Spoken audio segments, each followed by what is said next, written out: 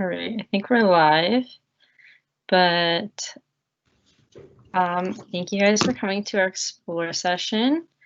We'll give you guys a few more minutes to join. I don't know what's happening to my screen here.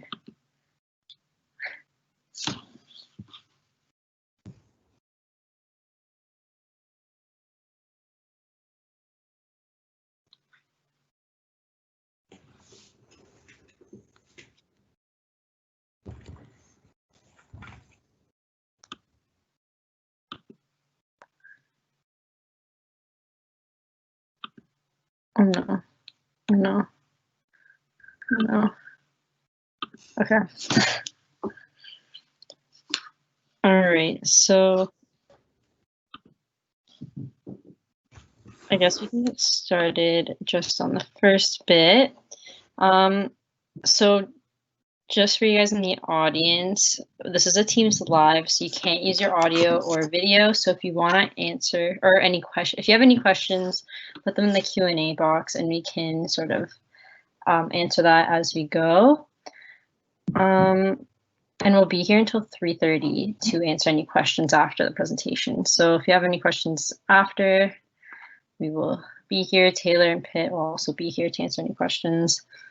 And the last slide will sort of have all of the contact information for CIP. So if you have any other questions after the presentation, you can contact us through email or through our social media as well.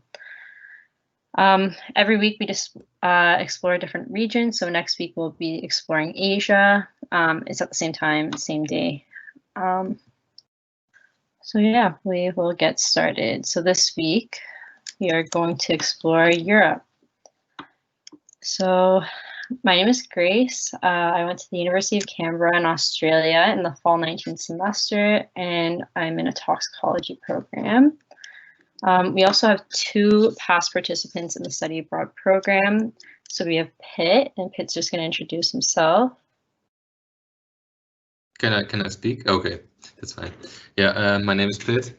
I was on exchange at Guelph from August 2019 till Corona happened this year. So I was there for the full academic year, and I go to the University of Heidelberg in Germany. Perfect, thanks, Pitt. And we also have Taylor. Hi, my name is Taylor. I went last winter to the University of Wageningen in the Netherlands, but I'm usually in Guelph, and I'm studying landscape architecture here at Guelph. All right, perfect. Thank you guys. Thank you guys for joining us, and we will start our presentation. So today we are going to explore Belgium, France, Germany, and the Netherlands. So let's get started. So we're going to start with Belgium. And one of the, I guess, biggest things in Belgium is their Belgian waffles. If you guys haven't tried it, it's just like a doughy waffle with a lot of sugar, and it's great. I'm not even going to try to pronounce that, but we also have Grand Place. So this is at the center of Brussels. They have, I believe it's the town hall and everything in that square, and it's also known as one of the most beautiful squares in Europe. And this fountain is located in Brussels as well, and so it sort of represents the Belgian humor. It is a little boy peeing, and they also like to dress it up in little costumes. So it's a little fun thing about Belgium. We're going to move on to our next stop, which is France. So France, known for their French onion soup. And they also have the Louvre, which, as most of you probably already know, it is home of the Mona Lisa and is one of the largest art museums in the world.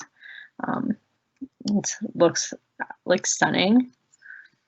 And the origins of Mardi Gras can actually be traced back to France. And Mardi Gras, if you guys don't know, is essentially Fat Tuesday. And it is the last sort of festival before Lent, which they sacrifice all of their like fats and sugars and all that kind of stuff. So it's just indulgence.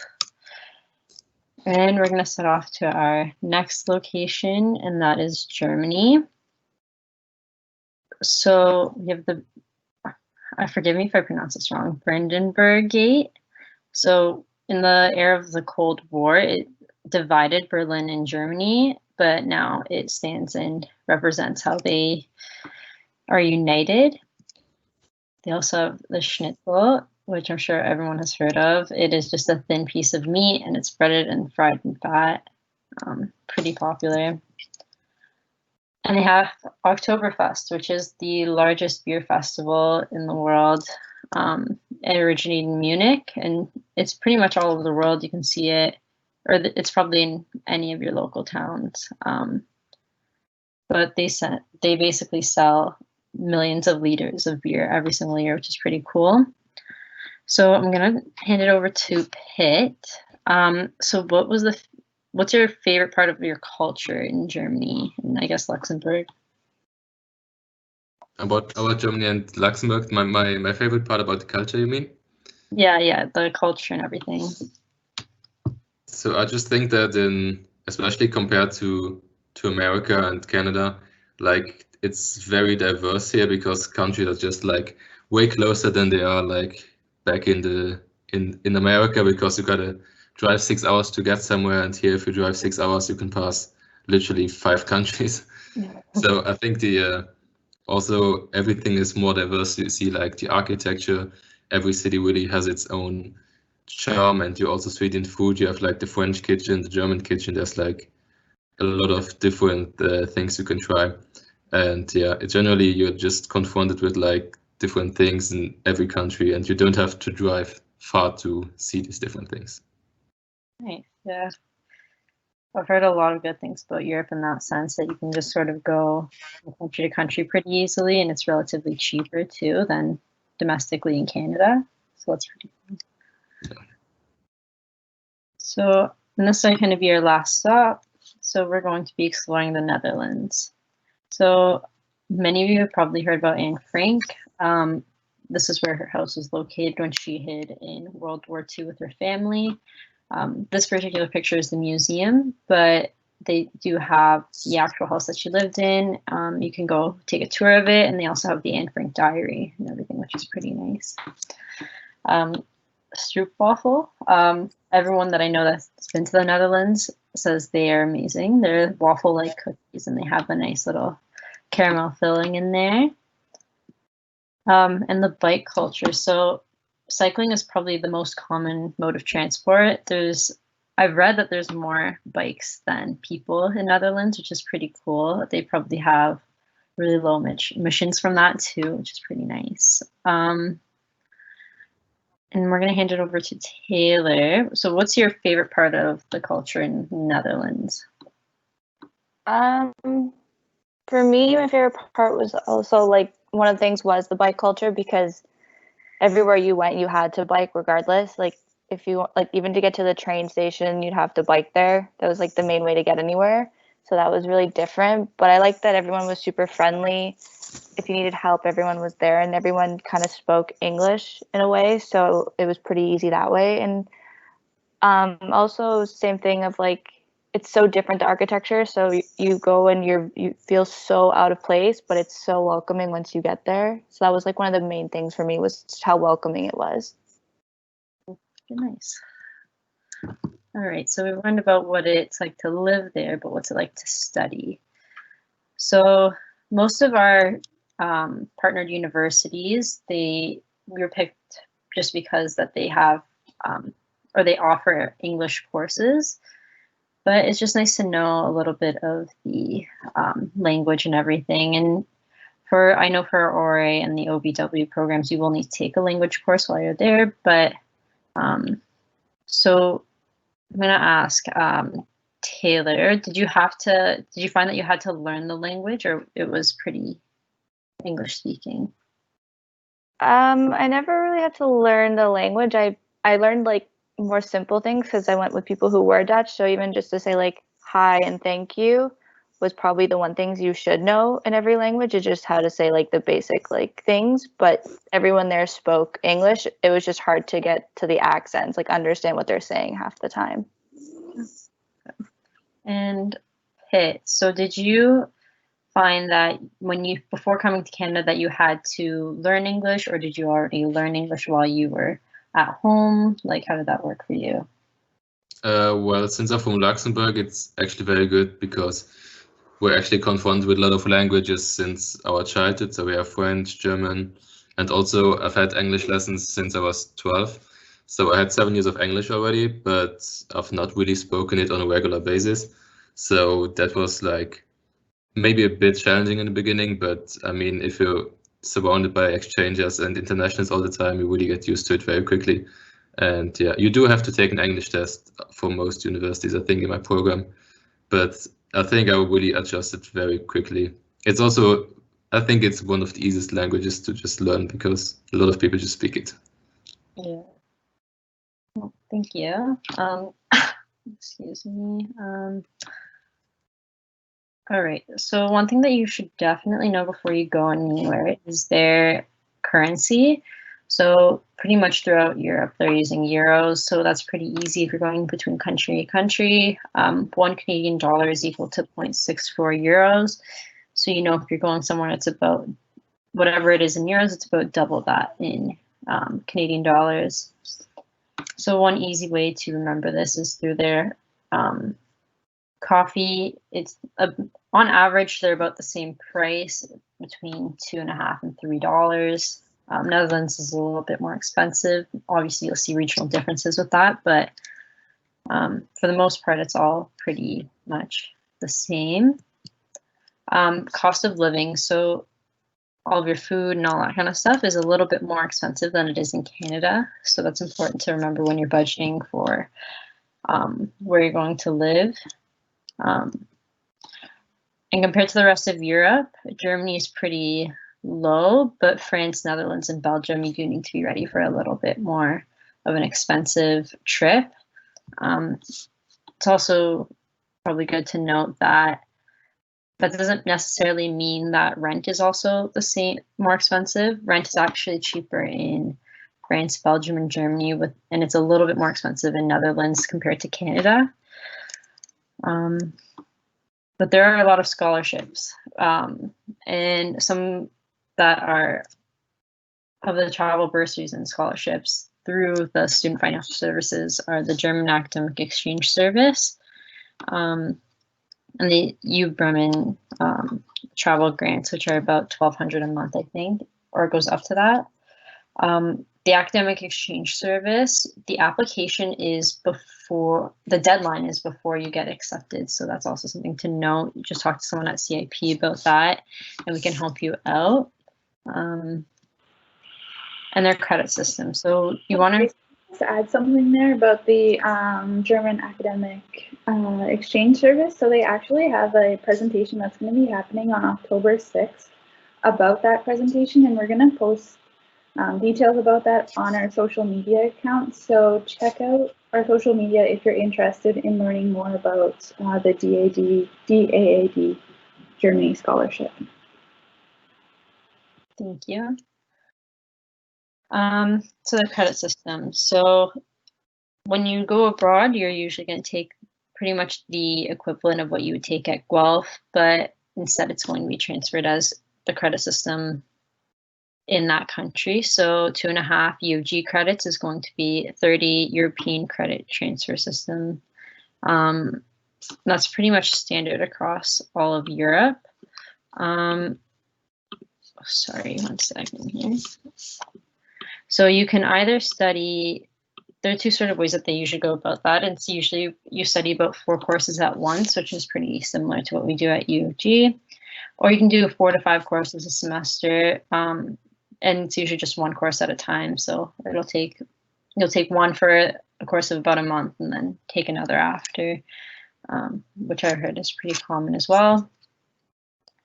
And the semester dates, this is also something that you should know before you go abroad, just because when you get there, it might be, if you get there in August and they don't start till September, then you have to sort of make up for time there. And also when you get back, so Belgium, you would get back, or you'd finish in mid-January, which is when our semester has already started at Guelph. And their winter semester will go until early July. So that sort of takes out a big chunk of your summer. So if you want to take summer courses, if you had a job, that's just something to remember. Also, if you have to leave earlier. So all of these dates also depend on the school that you go to. So I'll show you after. There's the program search on our website, and it should, every time when you go in to look at a school, it shows you all of the semester dates and stuff. So you don't have to worry about trying to remember all of this. It's all on our website. But Germany, there are a few different ones depending on the school. Netherlands, they have pretty much similar style to Guelph. So September to December is their fall, their winter's January to April, and all that kind of stuff. So this is our CIP website. So essentially just scroll down a little and you hit the study abroad program search, and it'll bring up this page. So basically you can filter where based on their semesters that are offered, the region that it's in, or the country, and it'll bring up all of the options. Field of study, unless you're really concerned about certain courses that you want to take while you're abroad, then you don't really need that. For me, I'm in toxicology, so they don't really offer that anywhere. So I just kind of tried to pick somewhere where they had science or stuff that I was interested in, and I made sure that I had enough credits with my program counselor, and it all works out. So don't worry too much about the field of study. So when you click on one of the schools, you'll notice that this page pops up, and it basically tells you all the fields of study that they offer, their languages of instruction. All the semester dates are in the yellow box over here. So it basically shows you the semesters that it corresponds with at Guelph, as well as the link to their website and everything, and the credit system and all that kind of stuff. So it's a really useful little page there. And these are just our partners in Belgium, Netherlands. I'm not going to try to pronounce them. And we have France and Germany. France and Germany, we do have our ORA and our OBW programs. So all of these schools participate in those. And basically, they do have a separate application on top of our CIP online application. So that's something to remember when you go to apply in December. And they do have different deadlines. So depending on what you want to do, we have the OUI exchange, the summer research, summer language, and culture programs. So all of the deadlines for those are on our website. So that's something to make sure that you look into. The OUI application does have a bunch of small little things. It's all listed on the application, but just like references and all that kind of stuff. And when you do one of these programs, you will have to take a language course when you get there. It's not mandatory that you know any of the languages, but it is good to have that already. I don't know if Jacqueline, you want to expand on that?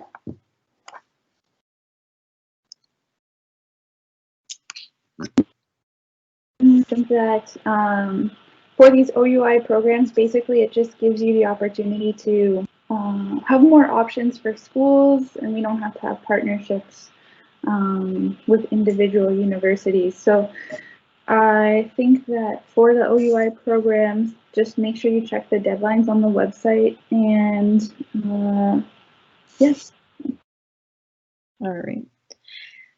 So now, sorry.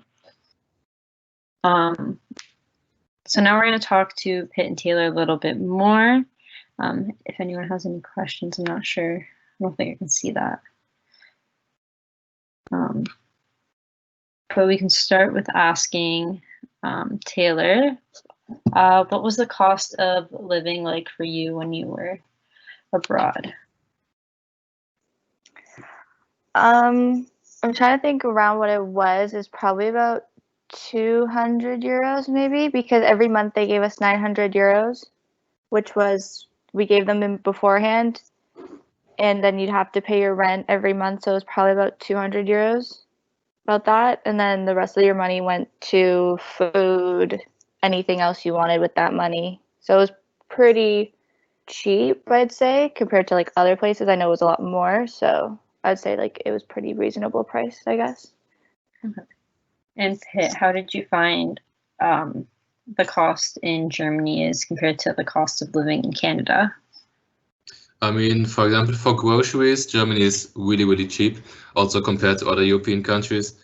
Like when I went to Canada to go do groceries, like I've at least spent half of what I, like in Germany, I've spent half of what I have spent in Canada at least. It's just a big price difference. But then for housing in Guelph, it was like way cheaper than for me here in Germany. But in Germany, it's also like pretty based on cities. If you go to Munich or also Heidelberg, they're pretty expensive cities. There's like a few of these, but it's not all of the cities that are like that. And also if you can get like a student residence, they're usually pretty cheap. So also in Heidelberg, there's like student residences for 200 euros, which is pretty good. Okay. And so what made, so I guess we'll start with Pitt since you're already up. What made you decide to study abroad here, or what made you apply at least? Well, I firstly saw this OBW program, which I was part of, and I just really wanted to go to an English-speaking country. And first I was looking at European countries like Scandinavia, the UK, but then I discovered this program and I was like, yeah, I really want to go to Canada, and I just applied for it. And it really was a lot of stuff to do, especially for the OBW with the English test and the whole application procedure, and you have to do it like a year in advance and stuff like that. But yeah, I got chosen for it, and then it was really, really good time of my life, and I was really glad to have taken that opportunity. So Pitt, if I can just interrupt there for a moment, Yes. for students interested in studying in Germany, what would you say would be some of the advantages for them to choose Germany as their country of study? I mean, I think also in Germany, there's also some undergraduate courses which are also taught in English, so this might also be a good thing for Canadians to come here. And then also most Germans actually also do speak English. And yeah, it's just like especially the cost of living, it's maybe a bit less than in Canada. And you can actually save a lot of money, I think, for traveling, which is like a big part you can do here. Yeah. And Taylor, what made you apply for study abroad? Mainly what made me apply for study abroad was I had the option between internship and exchange, and I thought an exchange would be a very cool experience to just go somewhere else around the world and study there and see how their education system was. That was like my main reason, but my main reason for going to the Netherlands was because I never really thought I'd visit there in general, and the more research I did, the more intrigued I got about the country. I thought it was really pretty, and I just wanted to go and see all the wonderful sites that it offered. So I was honestly extremely happy with my choice of going to the Netherlands, especially because it was super close to other countries that I wanted to visit. So I had easy access to other countries as well through that exchange journey. So two things, Taylor, I wanted to pick up on. The first was some of the academic differences or learning differences that you experience, and then maybe you can speak to some of the weekend road trips that you took, or some of the getaways you took to explore some of the different neighboring countries. Yeah, so their education system is, you kind of touched on it earlier, is the one where you do 4 to 5 courses, but it's only one course at a time. So because I was only there for 2 months or almost 3 months because of COVID, unfortunately. So I did 2 courses there, and they were both a month at a time, which was honestly so much easier. It was less stress. I only had to focus on one, and I only had to go to class maybe twice a week. So the rest of it I could go anywhere I wanted. I could do whatever I wanted. So that was the best part about their education system, I'd say, was it was very relaxed, and you didn't have the stress of 50 assignments at a time, like in Guelph or any university here. Traveling was super fun. There's like a bus system. It's called a flex bus, I'm almost positive, and it takes you anywhere. You could take one to France. We took one before we came back to Brussels, and it was maybe a 3-hour bus ride, and it was like a normal coach bus kind of style.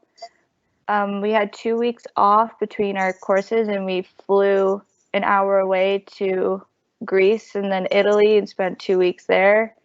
So those were like a few of our journeys. If we had obviously more time, we would have traveled other places, but those were like our main like places, and they were all super cheap. They were all within like $100 to $200 to travel, so it was good. Yeah, sounds amazing. I think that's one of the main draws and features to studying in Europe is that you can be in the Netherlands, but then you can spend certain time in various other countries. Maybe that same question to you, Pip, but are there some spots in Germany that you think that are maybe interesting to explore that might not be on the tourist main tourist trip? Well, I think like the main tourist thing is in Germany is like mostly Berlin, Munich, and Hamburg, I would say. But I would, just speaking for the OBW program, I think that especially Heidelberg, Freiburg, and also Constance in the southwest part of Germany, they're really pretty, not just the town itself, but also the surroundings. And yeah, so that would be my top 3 universities from the OBW program in Germany, because it's smaller cities, but it's really nice and charming, and it's not like these big cities like Munich and Berlin. Okay, and we'll go on to our next questions. So do either of you feel any homesickness, and how did you handle that? Let's start with Pitt. While I was in Guelph, not really actually. Like I thought I would have a lot of homesickness because I haven't been away from home for that long before. But then it was really easy actually. I met a lot of people, and it was only through the people that like you meet just a lot of amazing people from all around the world, which makes it way easier. And I actually went home for Christmas, which I should not have done in my opinion, but because it was expensive and it was just 1.5 weeks. But yeah, I was not really homesick all the time. Also, the time just flew by. Like looking back, like these 7 months felt like 2 weeks for me. Yeah, and you had to fly home pretty quick as well because of COVID. Yeah. So had you traveled alone before, or was that your first time in a different country or anything by yourself? Yes, that was actually by myself the first time, yeah. But it already made it, which made it easier, was just I was part of this exchange program, so I already got to know all the people from Germany that went to Canada in a seminar in May already, before I went to Canada in August. So I already got to Guelph while I knew a few people, and I've also got to know 2 Canadian people from Guelph and from Kingston who were in Heidelberg while I was still here. So I already had some connections to Canada at that point. Okay, good. So Taylor, maybe along the same lines, I think one way to get over homesickness is to have a social network and to connect and make friends. How are you able to engage with students there and sort of maintain that balance between school life and academic life as well as your social life? Yeah, because you're not at school often, you're not like here where you're there maybe 3 to 4 times a week, so you're always seeing people. You usually meet someone in your class, like what I did, and then we always had like a group chat that we would just talk to them, or we'd go to like a little events that the campus would throw. So that was like a way that we kind of like kept interacting with people. But we had a lot of people from Guelph that came, so that was also convenient for us. I think it was pretty easy to manage everything like social life and school because of just the way their education was. You had more time to actually balance everything out, and it was just way easier to have a social life and also have time to do your school stuff because you had all day. really to do everything you needed. And did you take courses that were sort of out of interest only, or did you take courses, like what kinds of courses did you take? They had some courses that related to my program, but I more took courses that I thought were more interesting, because it's like kind of like a very science-based school. So I just took a lot of more like agricultural courses and some like social sciences as well there. So nothing really related to my course, but I just took courses that I found sounded interesting that I thought that Guelph didn't offer, really. Along the same lines, Pitt, how would you promote your university? What is your university in Germany known for?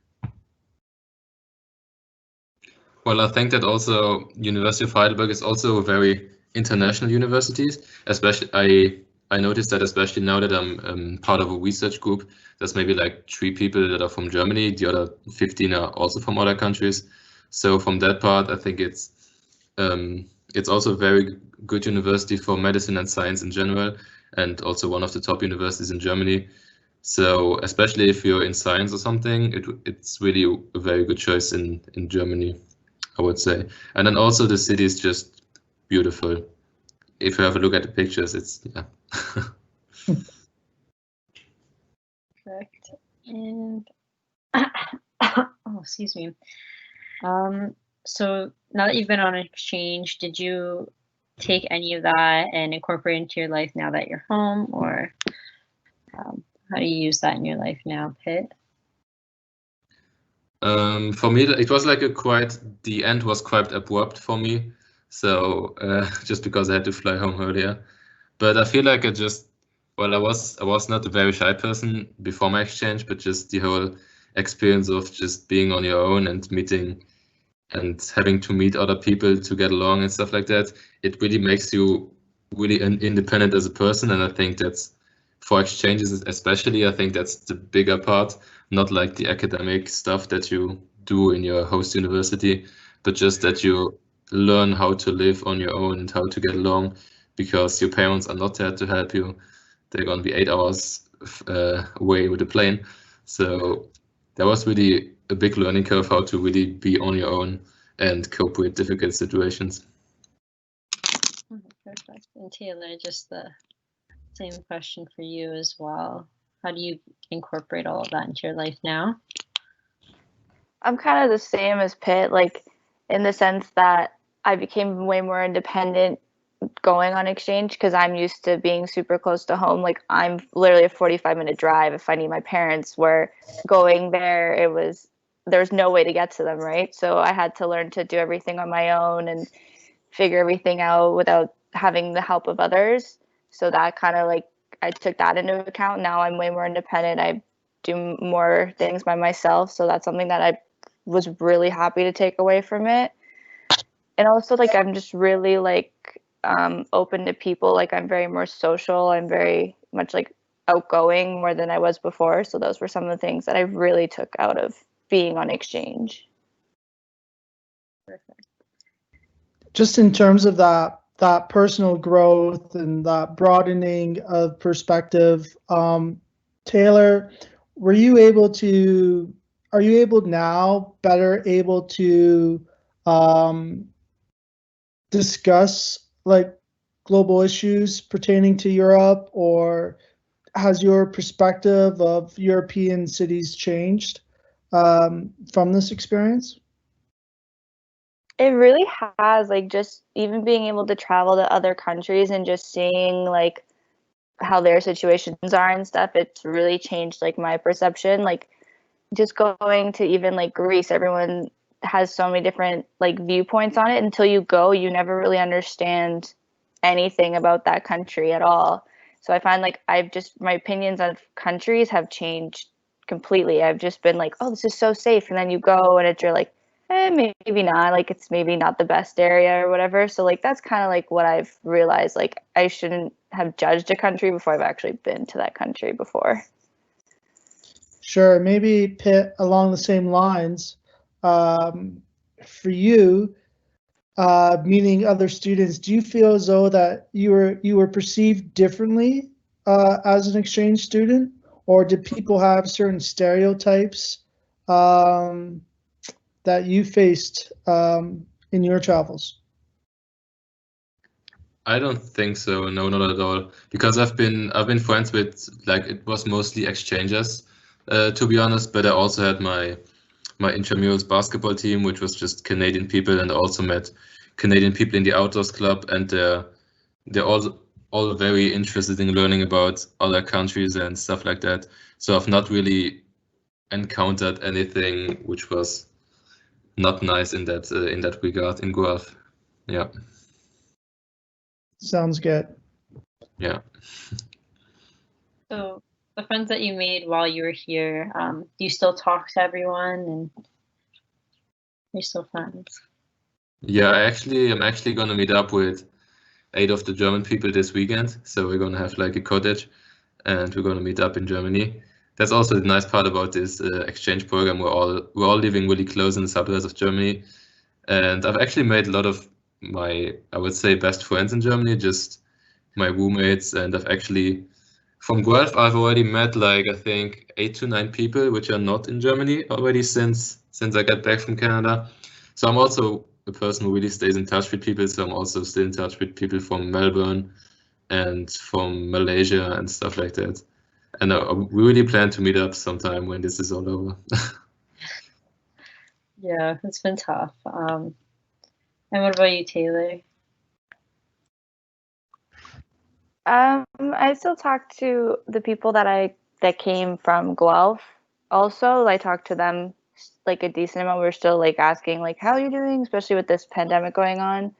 I still follow and talk to like a few of the people I met in the Netherlands, because not as much, because obviously the time change is kind of difficult at times, but I still talk to them and see how they're doing right now, especially with everything going on. So it's nice to at least still talk to them, and it's not just you met them, you can leave and never talk to them again. So that's what I like about it. You actually made friends that like last.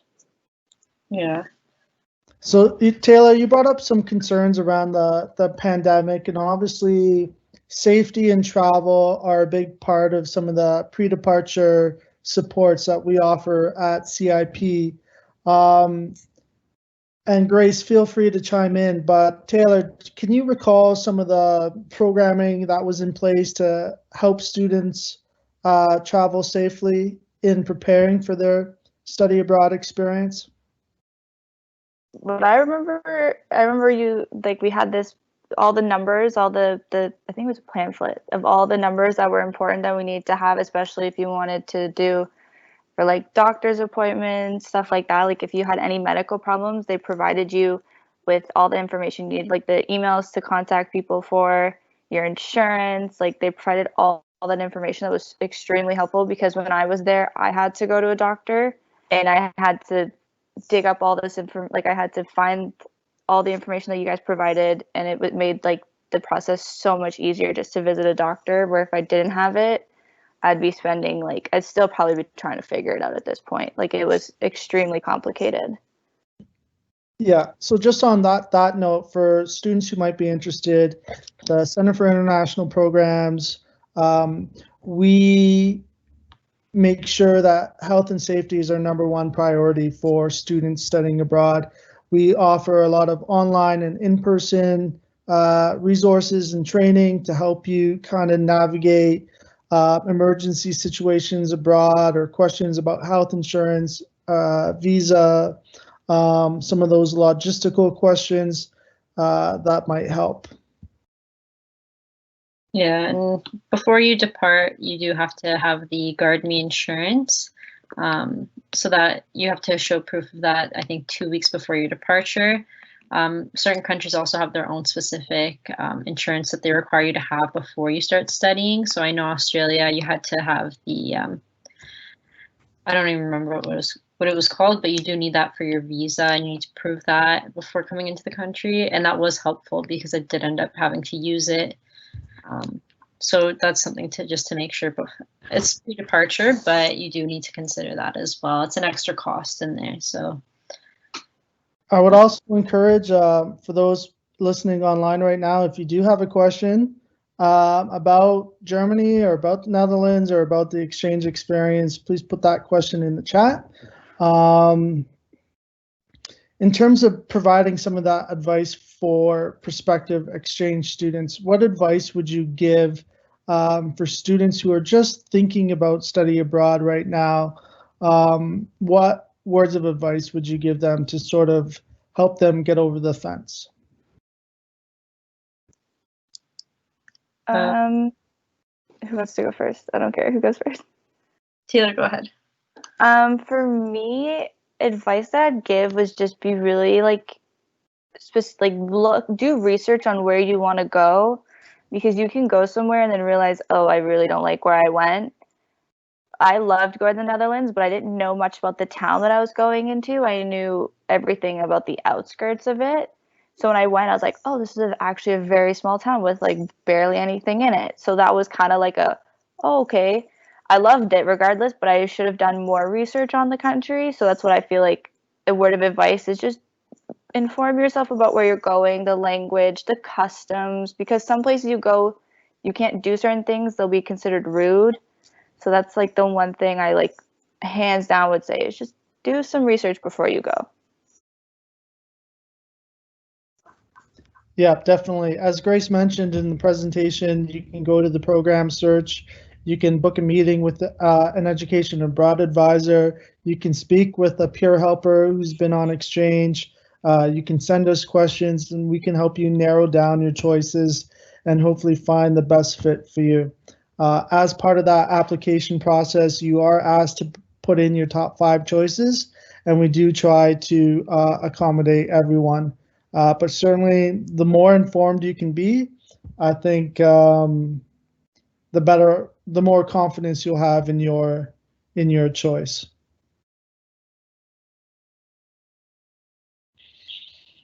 Yeah.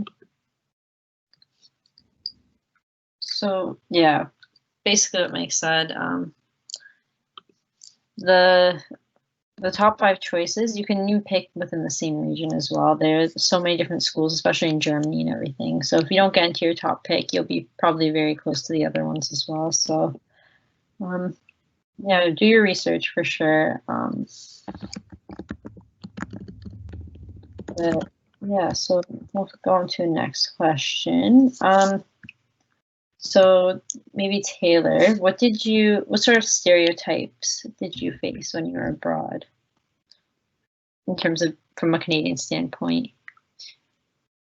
I don't think everyone kind of had assumptions. They kind of obviously caught on to the way we pronounce things, but I was in a tourism class and the teacher literally decided randomly was going to like put up pictures to represent Canada, and he's like, do these represent you guys? And we're just like, not really, but okay. Like, he just puts some things and you're like, that's very stereotypical Canada pictures, but it's okay. But like, no one really kind of said anything. Everyone just kind of could tell, because obviously we didn't have the same dialect as them, and they're like, you have a little bit of an accent, the way you say things is a little bit different. So I don't think anyone really judged us at all, really. It was more us being like, okay, now we have to figure out how we're going to talk to them and understand them really well without judging them. Yeah. And Pitt, someone who's from Europe, how did you find? Did people stereotype you a lot here, or how did you feel? I don't think so. Just apart from the fact that nobody knows what Luxembourg actually is and what language we speak, it's been fine actually. So at some point I just started telling people that I'm from Germany, which just saved the questions about where I'm from. But no, I didn't encounter any stereotypes against my region. Good. So another, I guess, aspect of travel, especially for Canadians, is trying to maybe escape from the winter. So there's some questions in the chat box about the climate. So maybe Taylor, what was it like for you in the Netherlands during, I guess you were there in January, February. What was it like? Yeah, I kind of like wrote it really fast in the comments, but basically in the Netherlands in their winter, I'd say it's kind of like our spring. Like it's never really gets below 0.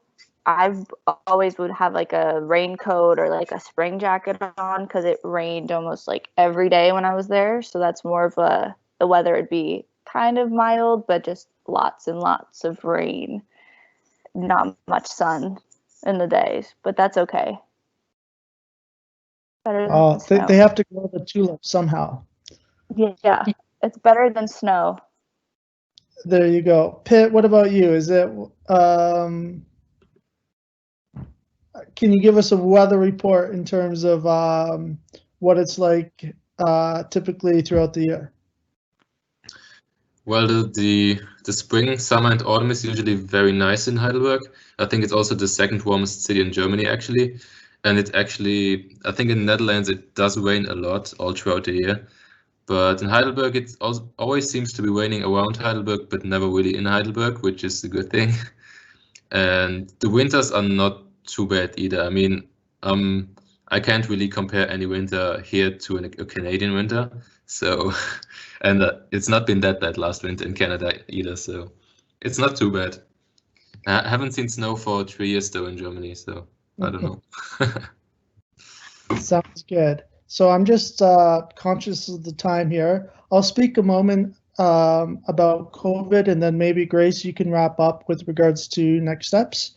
Obviously, with the pandemic, it has put student travel on hold. At the moment, student travel has been canceled up until the winter semester, but we're optimistic that things will get back to normal, hopefully in the summer. And if not the summer, hopefully the following fall and winter. Obviously, we're watching travel advisories and making decisions based on information that we have, but we're also trying to plan ahead. So we post updates on our CIP webpage, and if you do have questions or concerns about COVID and travel, please feel free to reach out to CIP or myself following or throughout the semester. So Grace, I know we have a few upcoming sessions and an upcoming study abroad fair. Would you like to make a few comments about that? Yeah, so as I said, every week we do have our regional study abroad info sessions. So next week is Asia. We'll also have another European one, Oceania, and a few others. You can find a full list of them on our website and all the dates for those. In terms of our study abroad fair, so that will give you more information about the application process. We're going to have a financial section as well. If you're worried about flying by yourself or traveling alone, we have information about that. All the information will be found on our website. We have a lot of different presentations and drop-in sessions that you can ask questions. Other than that, in order to access the application, you do have to go through the info session. So you can send an email to CIP telling us that you're interested. And once you complete that info session, we will send you an email in December inviting you to complete our application, and those will be due in January, at the end of January. We are just continuing the application process. We don't know for sure what's going to happen, but we are hopeful, as Mike said, and just sort of monitor that. If you want more information about COVID, you can always email us, and there's also an FAQ about COVID on our website as well, so that's something that you can check out. But yeah, other than that,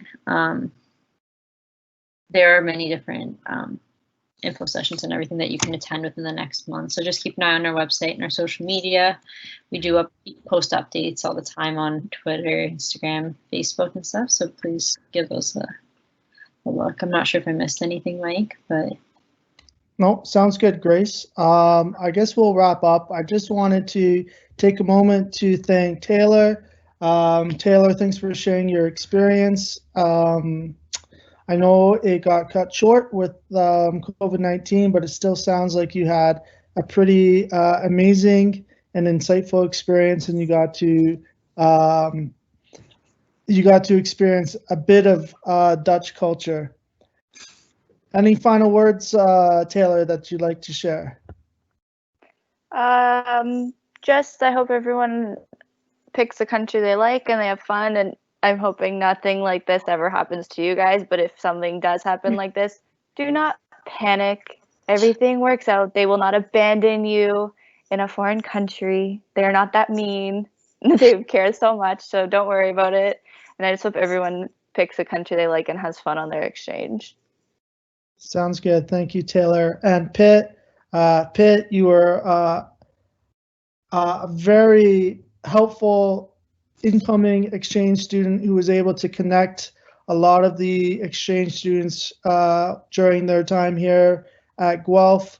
I'm glad to see that you're doing well and you're safe back in Germany and Luxembourg. I hope to send some Guelph students over your way to Germany. Any final comments to some of those students who might be thinking about coming to study in Germany?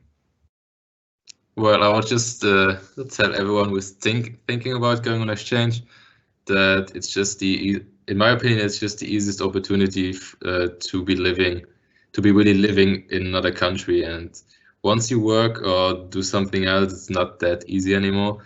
So I feel like it's really a very good opportunity to see how just things go in another country. And I haven't met any person who says the exchange was bad, so I don't think that exists.